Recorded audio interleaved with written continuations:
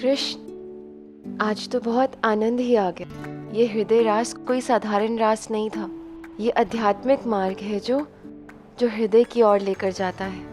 हाँ राधे, गोपियों की यही इच्छा थी कि हम उनके हृदय में रहें, और वो इच्छा अंततः पूर्ण हो गई।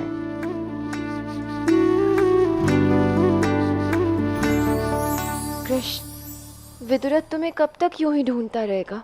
तुम्हें ढूंढना तो दुर्लभ है ना। और कृष्ण तो सबके हृदय में बसता है। जो स्वयं के भीतर कृष्ण को ढूंढेगा वो कृष्ण को पाता है। ऐसे तो संसार में कहीं भी ढूंढ लो, कृष्ण तो किसी को नहीं मिलेगा।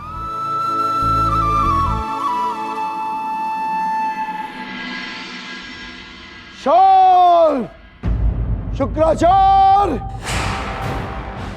क्या सहायता की आप दोनों ने मेरी?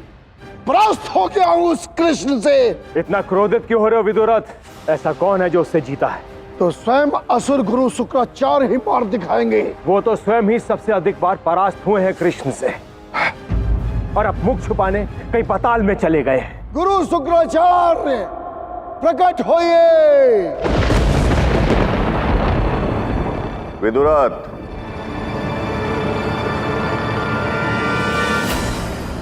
कुछ कहो गुरुदेव, कोई तो मार्ग होगा कृष्ण को पकड़ने का। मुझे क्षमा कर दो। इस बार कृष्ण से हार कर मैं सत्य में परास्त अनुभव कर रहा हूं।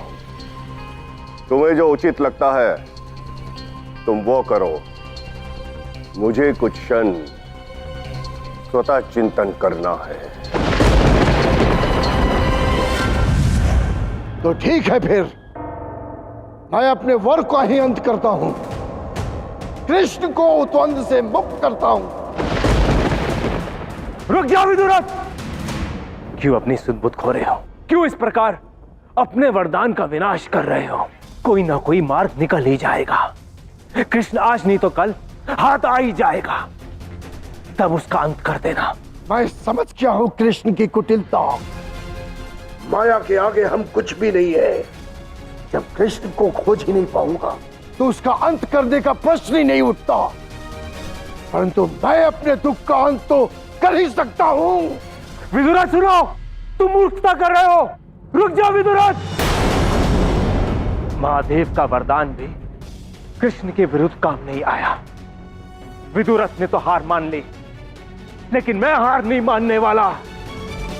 कृष्ण, या तो मेरे प्रति शोष की अग्नि बुझेगी, या तो फिर मेरे प्राण की अग्नि बुझेगी।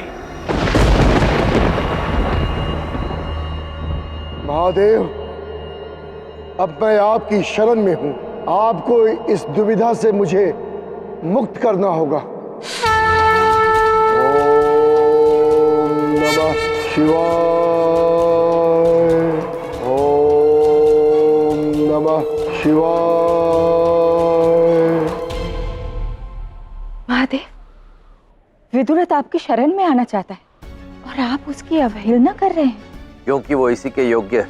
जानते हो महादेव कि वो इसी के योग्य है, किंतु कृष्ण का ये द्वंद्व है, इसे तो समाप्त करना ही होगा ना। विदुरथ को मार्गदर्शन देना ही होगा। विदुरथ को वरदान आपने ही दिया है, अब कृष्ण की सहायता कीजिए। मैं भला अपने आराध्य की क्या सहायता कर सकता? वो भली भांति जानते हैं कि इस प्रकार के असुरों के साथ कैसा व्यवहार करना चाहिए।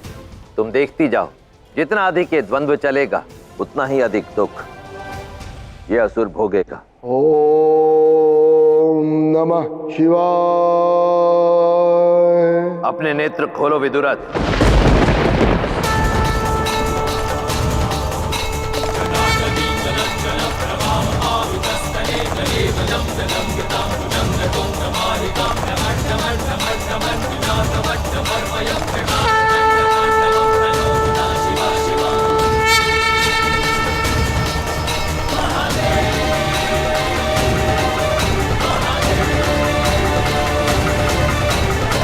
महादेव, कृष्ण ने छल किया है मेरे साथ। द्वंद्व के नियमों का उल्लंघन करके मेरा जीवन नरक बना दिया है। प्रभु, मेरा वर लौटा लीजिए। विदुरथ, मैं केवल संसार के कल्याण के लिए ही वर देता हूं, परंतु मेरे द्वारा दिए गए इस वरदान का दुरुपयोग किया है तुमने। और अब जब तुम्हारे सभी प्रयास विफल हो चुके हैं तो मुझसे सहायता लेने के लिए आए हो। मैं तो केवल आपका भक्त हूं प्रभु। भक्त मत कहो स्वयं को। भक्त वो होता है जिसके पांचों महाभूत उसके आराध्य में समाहित हो चुके हैं। तुम भक्त नहीं हो, केवल प्रतिशोध की अग्नि में जल रहे हो। पर मैंने आपकी तपस्या तो की है, उसी का मान रखते हुए मुझे इस दुविधा से निकालिए और अंत कर दीजिए इस द्वंद्व का। उचित है।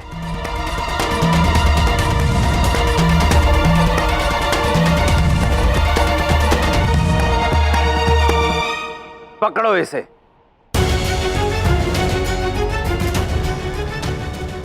क्या है ये प्रभु? तुम इस द्वंद्व का अंत करना चाहते हो ना, तो इन रस्सियों में लगी गांठ को खोल दो। परंतु स्मरण रहे विदुरथ, ये गांठ खोलते समय तुम इन दोनों में से केवल एक ही रस्सी को स्पर्श कर सकते हो, दूसरी को नहीं। तब द्वंद्व का अंत करेंगे ना प्रभु? हाँ।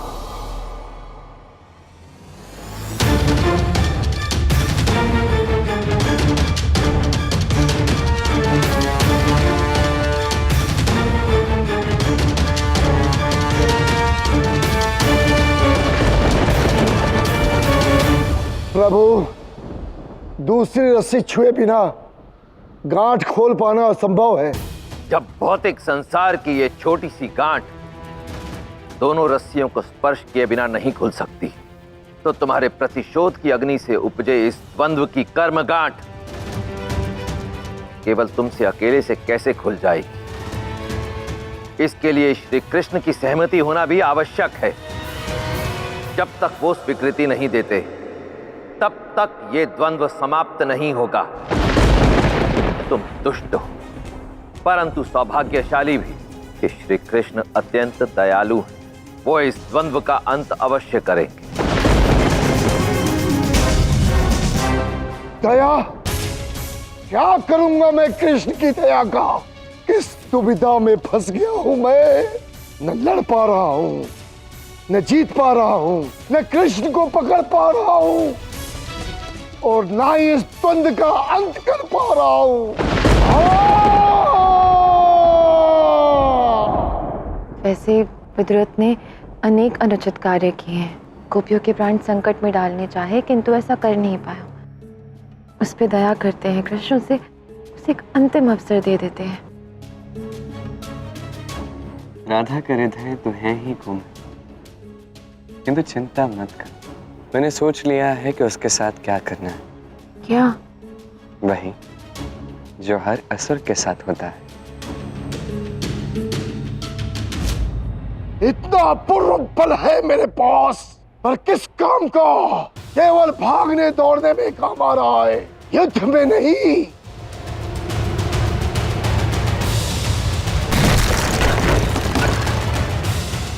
कुछ समझ में नहीं आ रहा, क्या करूं?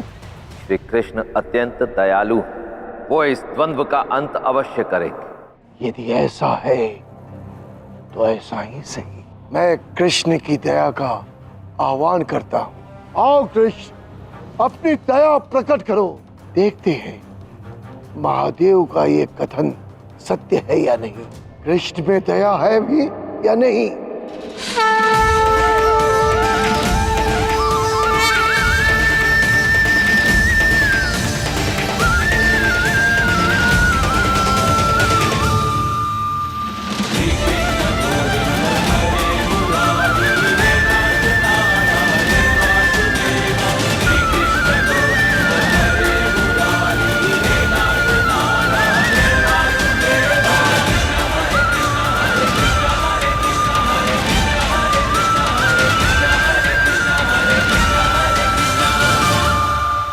यदि यही महादेव का कृष्ण के विषय में कथन है तो यही सत्य होगा। तो ठीक है, करो इस द्वंद्व का अंत कृष्ण, और मुझे मुक्त कर दो। मुझे लगता नहीं कि तुम वास्तव में मुक्त होना चाहते हो विदुरथ। तुम्हें अनुचित लगता है कृष्ण? जो द्वंद्व जीता ही नहीं जा सकता, उसे स्थगित कर देना ही उचित है। यदि तुम सत्य में यही चाहते हो कि इस द्वंद्व का अंत हो, तो ठीक है, तथास्तु। अर्थात मैं मुक्त हुआ? हम दोनों मुक्त हुए इस द्वंद्व से। अब हमारे मार्ग भिन्न हैं और उचित यही होगा कि पुनः ये मार्ग कभी न मिले। मैं तुम्हारी कुटिलता देख चुका हूँ कृष्ण। तुमसे मार्ग मिलाना अर्थात स्वयं की हानि करना है। तुम ये बात समझ गए हो तो अच्छी बात है। तुमने आज जो कृत्य किया है उस कारण से मैं तुम्हें आज क्षमा करता हूँ। तुम्हारे सारे अपराधों के लिए, तुम्हारे सारे घृणित कार्यों के लिए। पुनः मत करना। धन्यवाद कृष्ण। महादेव, कृष्ण ने तो विदुरथ को द्वंद्व मुक्त कर दिया, परंतु प्रश्न ये है कि क्या इससे विदुरथ में कोई परिवर्तन आएगा? क्या उसके प्राण बच पाएंगे? प्राण? अभी तो विदुरथ और कृष्ण में सुलह हुई है। आवश्यक नहीं कि ये सुलह ही हो गौरी। ये भी संभव है कि ये इस असुर का कोई नया षड्यंत्र हो, या फिर अगले द्वंद्व का आरंभ भी हो सकता है। ये क्या कह रहे हैं? गुरुदेव, शीघ्र ही मैं जीतने वाला हूँ कृष्ण से। मुझे ये संभव नहीं लग रहा विदुरथ। अपने विचार त्याग दो और लौट जाओ, और मुझे भी अपने चिंतन में लौटने दो। नहीं गुरुदेव, आपको मेरी सहायता करनी होगी। आप केवल मेरे लिए इतना कीजिए, कृष्ण इस क्षण कहाँ है ये बता दीजिए। तुमने द्वंद्व समाप्त कर दिया। अब कृष्ण के समक्ष जाना उचित नहीं होगा। इसका परिणाम अनुचित हो सकता है। महादेव का वर तो है ही मेरे साथ। यदि सीधे कृष्ण के साथ युद्ध आरंभ कर दूं, तो उसे लड़ना ही होगा और मैं जीतूंगा। यदि तुम्हारी यही इच्छा है तो ठीक है।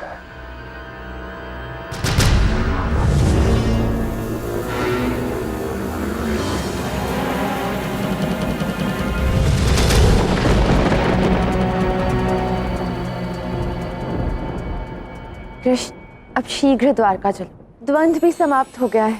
दाऊ, रेवती, रुक्मिणी सबसे मिलना है मुझे।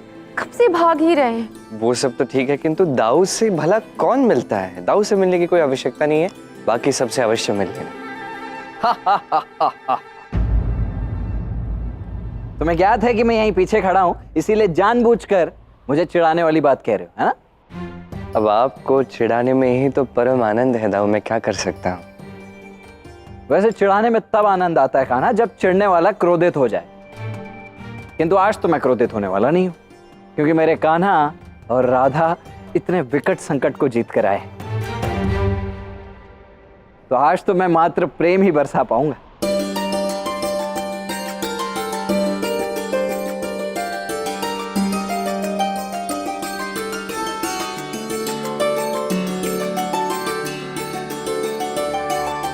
चलिए।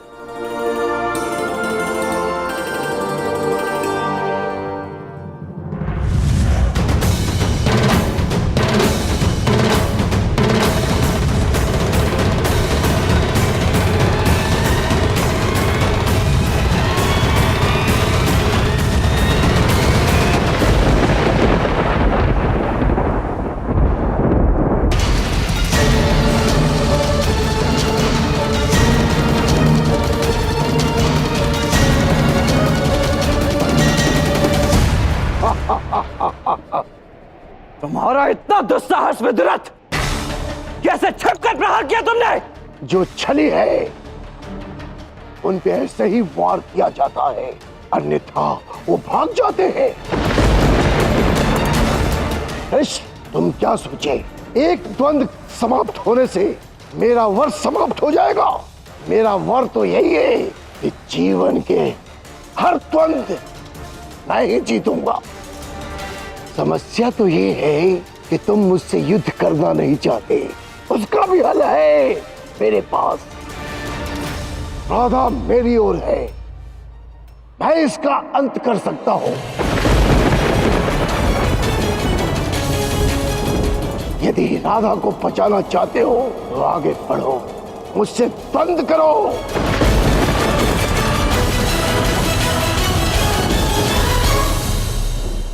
आज तुम्हें पाप की हर सीमा लांघ दी है विदुरथ।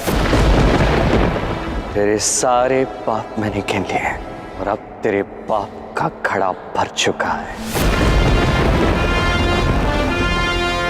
ऐसे में तो मुझे जीवित नहीं रहना चाहिए, मार दो मुझे। यही तो होता है पाप पूरे होने पर। आओ लड़ो मुझसे, यत्न करो मुझे मारने की। तू पहले ही मृत है। हाँ। राधा को मारने का विचार जिस व्यक्ति के मन में आता है उस व्यक्ति के मन में प्रेम होता ही नहीं विदुरथ। और जिस व्यक्ति के मन में प्रेम नहीं वो व्यक्ति वैसे ही मृत है।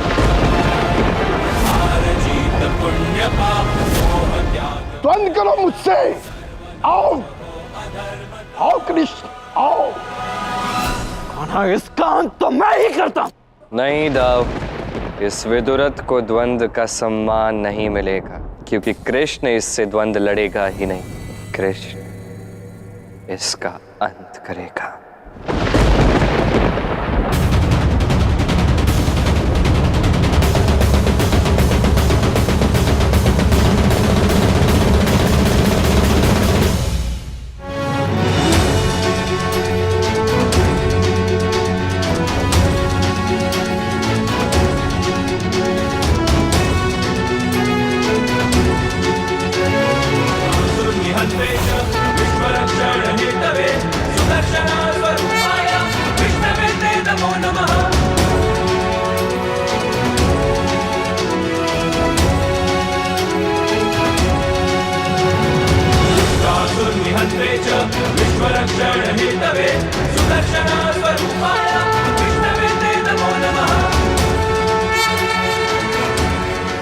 तुमने मुझसे कहा था विदुरथ, यदि मैं राधा से मिलना चाहता हूं, राधा तक पहुंचना चाहता हूं, तो तुमसे लड़ना होगा। अब मैं तुमसे कहता हूं, मैं तुम्हारे मृतदेह से चलता हुआ राधा तक पहुंचूंगा। सुदर्शन चक्र के सामने मेरा वर नहीं चलेगा। कृष्ण, तुम चक्र का प्रयोग करके द्वंद्व के नियमों का अवहेलना कर रहे हो। कौन सा द्वंद्व विदुरथ? मैंने इस द्वंद्व को स्वीकार किया ही नहीं। और जिस द्वंद्व को मैंने स्वीकार किया था, तुमने स्वयं आग्रह किया था कि उस द्वंद्व का अंत हो जाए। ये तुमने पीठ पीछे प्रहार किया है, ये बस तुम्हारा कर्म फल है।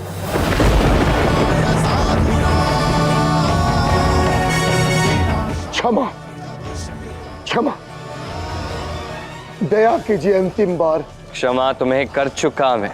हर संभव प्रयास किया, हर संभव अवसर दिया, किंतु अवसर मिलने के पश्चात भी जो व्यक्ति स्वयं को ना बदले उसका अंत करने में देर नहीं करनी चाहिए।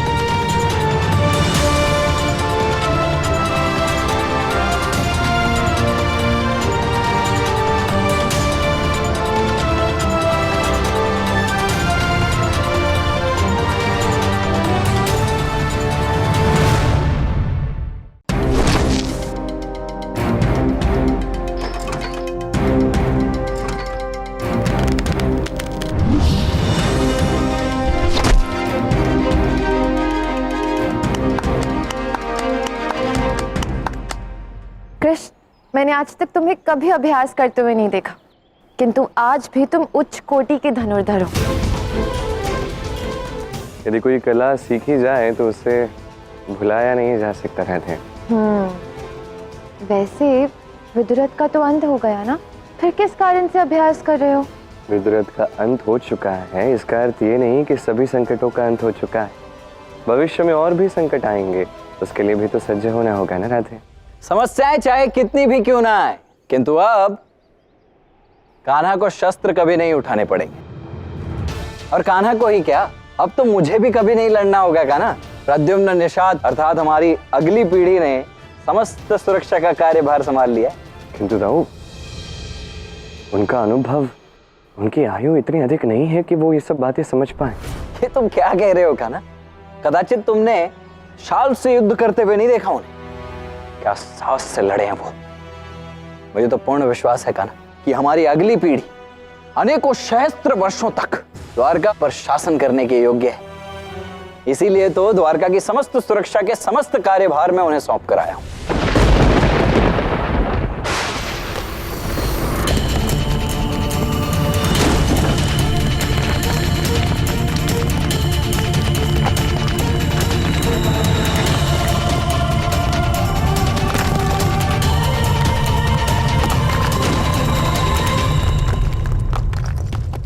शुक्राचार्य!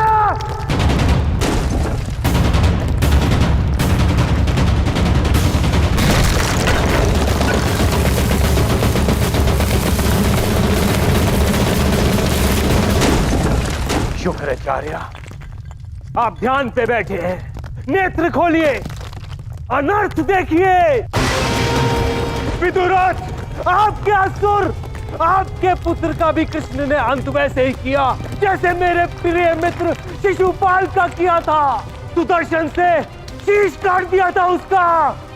क्या आपका रक्त नहीं खोलता है, या फिर प्रतिशोध की अग्नि ठंडी हो गई? यदि ऐसा है तो जाइए, कृष्ण के पैरों की धूल अपने माथे मढ़ लीजिए, उसके सेवक बन जाइए। चल!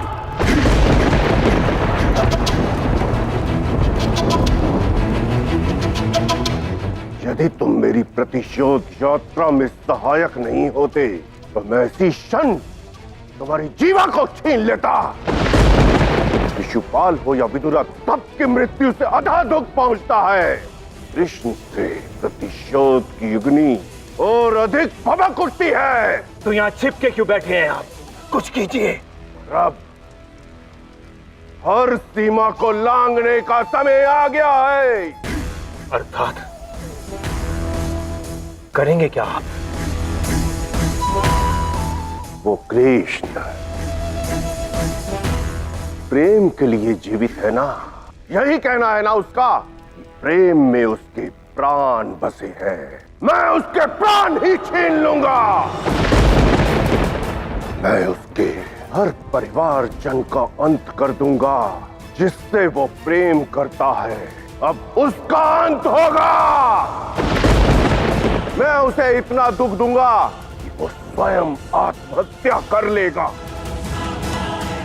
अंत होगा कृष्ण का। भविष्य की छोड़िए, वर्तमान के विषय में सोचिए था। उन्हें कुछ अनुभव नहीं है, उनकी इतनी आयु नहीं है और उनके लिए भार कहीं अधिक है। मुझे भय है कि कहीं ये भार उनके कांधों को न झुका दे। दाऊ, इस अवसर का लाभ शत्रु अवश्य उठा सकता है। ऐसा क्यों कह रहे हो कान्हा? तुम्हें ज्ञात है हमारे पुत्र कितने महान योद्धा हैं, और कभी ना कभी तो उन्हें उनके कर्तव्य के लिए स्वतंत्र करना होगा ना कान्हा। विश्वास करो, हमारे पुत्र अब बड़े हो चुके हैं। हाँ, कृष्ण दाऊ उचित कह रहे हैं। प्रद्युम्न और निषाद सब संभालेंगे। यदि आप सबको यही लगता है तो यहीं से मुझे जो कहना था मैंने कह दिया। आओ राधा। तुम ऐसे क्यों कह रहे हो कान्हा? क्या कोई बात है? यदि कोई समस्या है तो बताओ हमें। नहीं दाऊ, समस्या नहीं, आशंका है आने वाली समस्या की। बस। कैसी आशंका?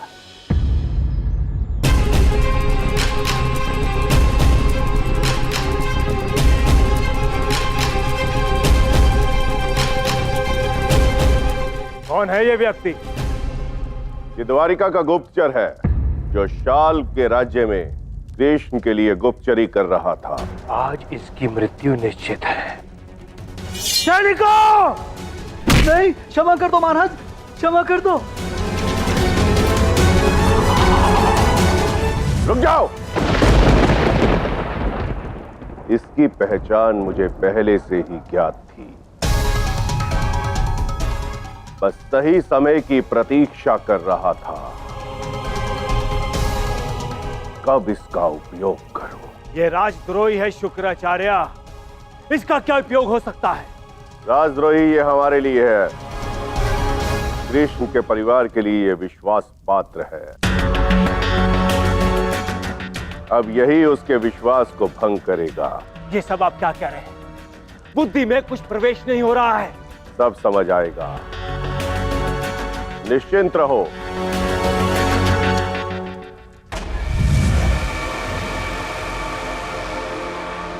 ये वैसा ही हल है जिसका बलराम प्रयोग करता है। पर आप इसे क्यों दे रहे हैं? क्या मंतव्य है इस सब के पीछे? तुम बस देखते जाओ शाल, कैसे मैं कृष्ण के अपनों का अंत करता हूं। प्रद्युम्न, तुम्हारी जितनी प्रशंसा की जाए उतनी कम है। तुमने बहुत अच्छा सुरक्षा का प्रबंध किया है। युवराज, साल्व के राज्य से हमारा गुप्तचर लौट आया है। जाओ लेकर आओ उन्हें।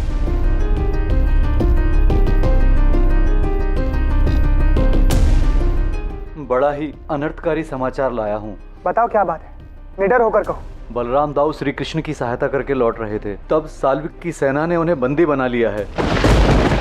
वो इस समय साल्विक की ओलन नगरी में बंदी हैं। क्या? ऐसा हो ही नहीं सकता। बलराम काकाश्री को बंदी बनाना असंभव है। पर संभव हो गया है। साल्व की विशाल सेना के सामने प्राण त्यागने से अच्छा उन्होंने बंदी होना उचित समझा। इसका अर्थ यह है कि शाल की सारी सेना ने पिताश्री पर आक्रमण कर दिया है। पर महाराज श्री कृष्ण से कुछ मत कहिए। वो दाऊ से इतना प्रेम करते हैं कि वो युद्ध छेड़ देंगे। मैं जानता हूँ कि दाऊ कहाँ पर बंदी हैं। मैं उनसे मिलकर आ रहा हूँ। उन्होंने ये संदेश दिया है कि उन्हें कुशलता से ही छुड़ाया जाए और युद्ध जितना हो सके टाल दिया जाए। यदि ऐसा है तो मैं अभी चलता हूँ तुम्हारे साथ। हम अभी पिताश्री को लेकर आते हैं। चलो। रुको निषाद, इस बात की पुष्टि करना भी अनिवार्य है। युवराज, मैं पुष्टि के साथ ही आया हूँ।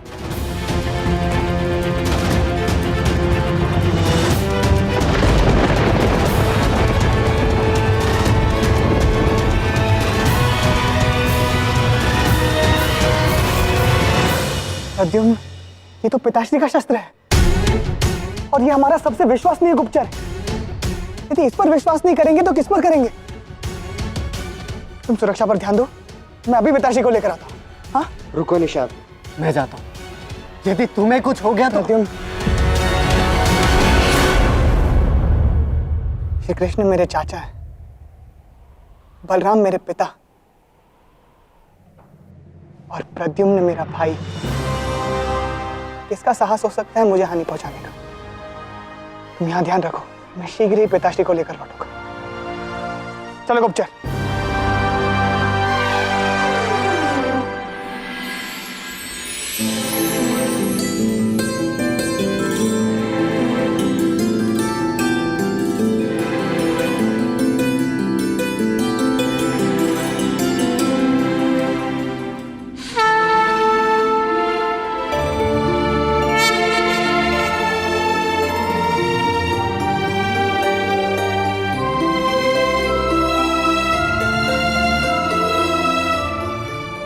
कृष्ण, आप इतने बड़े युद्ध से विजयी होकर लौटे हैं।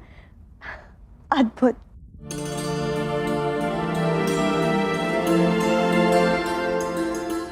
किंतु ये प्रद्युम्न और निषाद कहाँ रह गए? अब तक तो उन्हें सीमा की सुरक्षा निरीक्षण करके आ जाना चाहिए था। आ जाएंगे दाऊ, आप व्यर्थ में चिंता कर रहे हैं। किंतु बात चिंता की ही है रुक्मिणी। मैंने निषाद और प्रद्युम्न को बहुत समय पूर्व ही द्वारका की सीमा सुरक्षा का निरीक्षण करने के लिए भेजा था। फिर अब तक वो दोनों आए क्यों नहीं होंगे? यदि अभी तक आए नहीं तो गए कहाँ?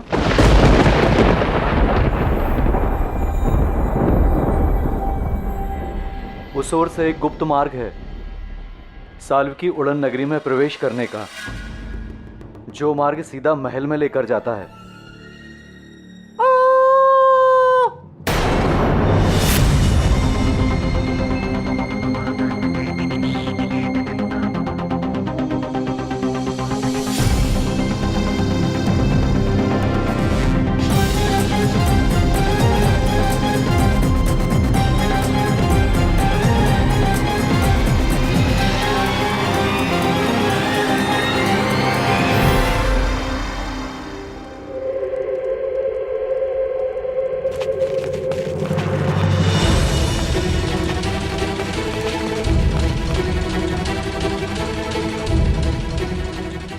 ये सब क्या हो रहा है?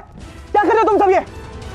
क्षमा करें युवराज, हमारी पत्नी और बच्चों के प्राण संकट में हैं। हमें आपसे विद्रोह करना पड़ा उनके प्राण बचाने के लिए। इसका अर्थ ये है कि तुमने मेरे यहाँ आने का समाचार शाम तक पहुंचा दिया है। इतना ही नहीं, इन्होंने तो तुम्हें लाया भी असत्य कह के है। तुम्हारे पिता मेरे बंदी कभी बने ही नहीं, पर तुम अवश्य बंदी बन गए हो। काकाश्री, आप यहाँ?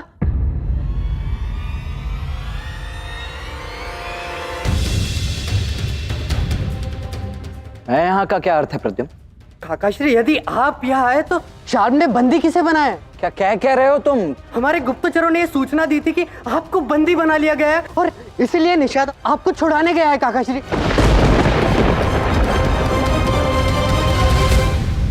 ये संभव कैसे है? तुमने उसका विश्वास कैसे किया? काकाश्री, गुप्तचरों के पास आपका हल था पुष्टि के रूप में।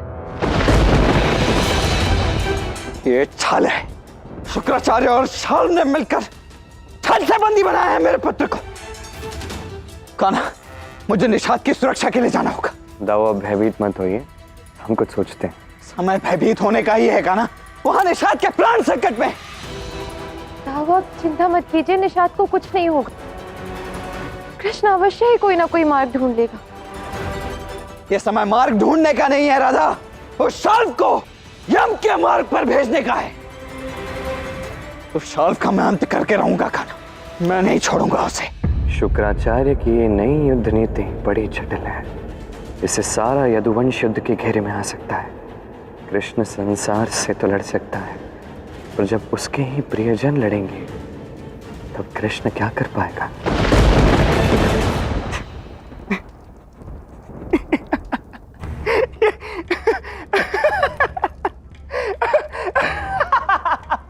हंस क्यों रहे हो? सुध-बुध खो दी है क्या? बंदी बनाया है तुम्हें, राज अतिथि नहीं। शाल, तुम क्या जानो इस क्षण का आनंद कि जब एक पुत्र को यह पता चलता है कि उसके पिता कभी बंदी बने ही नहीं थे। मैं आनंद से तुम्हारा बंदी बनने के लिए प्रस्तुत हूं। बंदी बना लो मुझे, आओ। उपहास कर रहा है मेरा, मूर्ख बालक। अरे नहीं शाल्व, उपहास कहां कर रहा हूं, मैं तो सत्य कह रहा हूं।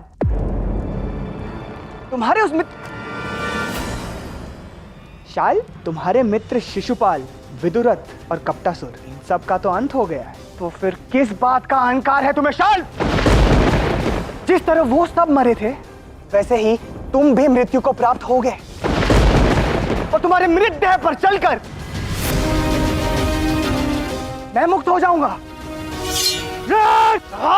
रुको शाल्व, राज अतिथि के साथ ऐसा व्यवहार करना उचित नहीं है। पीछे हटो सब।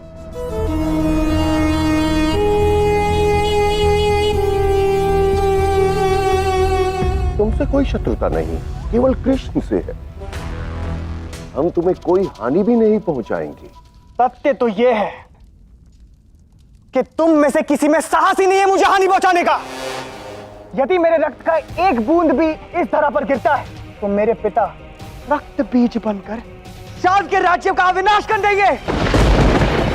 निश्चिंत रहो, ना तुम्हारा रक्त बहेगा ना ही हमारा अतिथि का सम्मान किया जाता है, ना कि उसका रक्त बहाया जाता है। ले जाओ इसे और अपने राज्य के सबसे अप्रतिम अतिथि कक्ष में सारी सुख सुविधाओं के साथ रखो।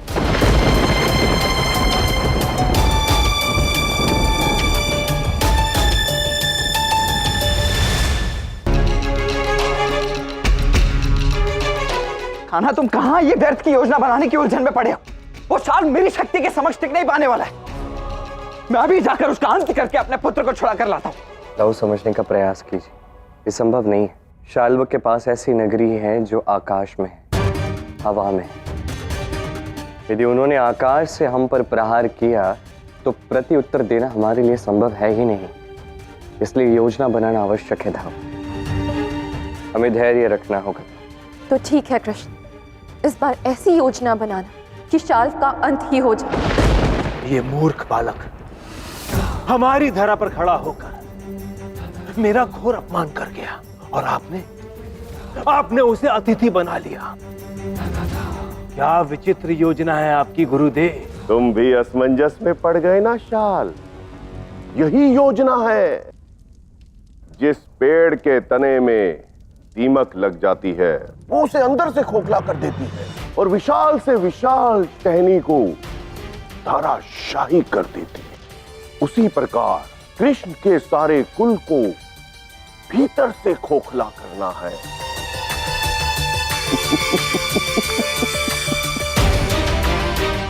बलराम के पुत्र को मारना नहीं है, उसके विवेक, उसकी बुद्धि, उसके भीतर के प्रेम को मारना है। हमारे परिवार के बच्चों पर निशाना साध के बैठा है वो। ऐसा शत्रु क्षमा के योग्य नहीं है। उचित कहा तुमने राधा, किंतु हमें अब जो भी करना है एक संयोजित रूप से योजना बनाकर करना होगा, सोच समझकर। यही उचित होगा कान्हा। समांतर ऊंचाई से उस पर प्रहार करेंगे तो वो कुछ नहीं कर पाएगा। संभालिए स्वयं को दाव। इस समय आप भावनाओं से अभिभूत हो चुके। युद्ध के लिए आपका जाना उचित नहीं है।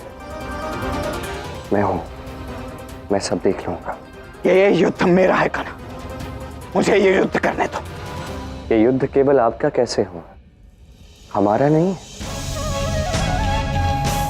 ताऊ निषाद मेरे लिए मेरे पुत्र से कम नहीं है। नहीं कान्हा, मेरा कहने का तात्पर्य ये नहीं।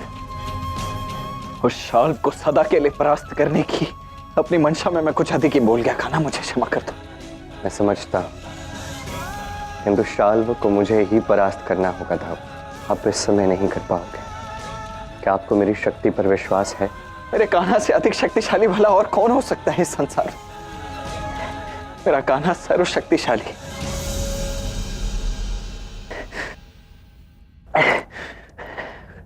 तुम जाओ कान्हा, तुम लड़ो ये युद्ध, क्योंकि ये युद्ध जितना मेरा है उतना ही तुम्हारा भी है। तुम्हारे दाव का हर युद्ध, हर शक्ति, हर श्वास तुम्हारी है कान्हा, क्योंकि ये दाव तुम्हारे और ये कान्हा अपने दाव का। संसार में चाहे प्रलय आ जाए, ये द्वारका नगरी भले ही सदा के लिए डूब जाए, भले ही हमारे परिवार में कलह आ जाए, किंतु कान्हा और दाऊ के भ्रातृत्व में अंश मात्र भी कमी नहीं आएगी। कान्हा, तुम जाओ और लड़ो ये युद्ध, ले आओ मेरे पुत्र को। और ऐसा ही होगा। चाहे जो कुछ भी हो जाए था, हम निषाद को पुनः सुरक्षित द्वारका में ले आएंगे।